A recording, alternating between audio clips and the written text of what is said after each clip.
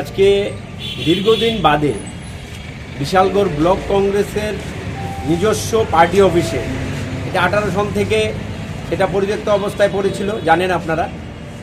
আমরা বিশালগড়ের চরিলামের প্রাক্তন বিধায়ক, কংগ্রেস বিধায়ক পরিমল সাহার মৃত্যুবার্ষিকী, 43তম মৃত্যুবার্ষিকী আজকে আমরা শ্রদ্ধার সঙ্গে আমরা পালন করছি।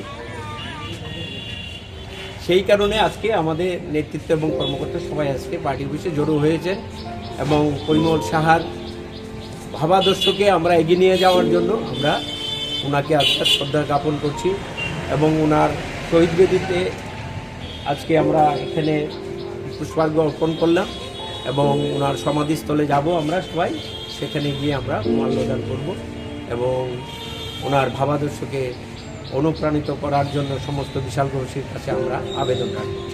আমরা জানি যে উনি ঘাতক বাহিনীর হাতে সেই সময় 83 সনে উনি নৃশংসভাবে খুন হয়েছিলেন। তবে উনার ভাবাদর্শ মুছে যায়নি, উনার চিন্তাভাবনা মুছে যায়নি।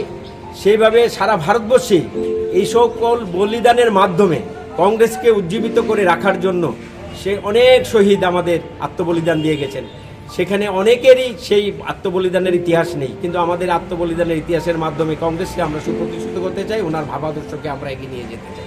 আপনাদের মাধ্যমে আমরা বিশালগড়বাসী তথা ত্রিপুরাবাসীর কাছে এইটুকু জানান দিতে চাই, দীর্ঘ প্রতীক্ষার পর, দীর্ঘ অধ্যবসায়ের পর পরিমল সাহার সেই চিন্তাভাবনা যে নত হলে নেতা হওয়া যায়, নত হয়ে নেতাগিরি করা যায়, এবং কংগ্রেসের যে চিন্তাভাবনা ছিল পরিমল সাহার কাছে, সেটা ছিল মানুষের পাশে দাঁড়িয়ে সেবা করা।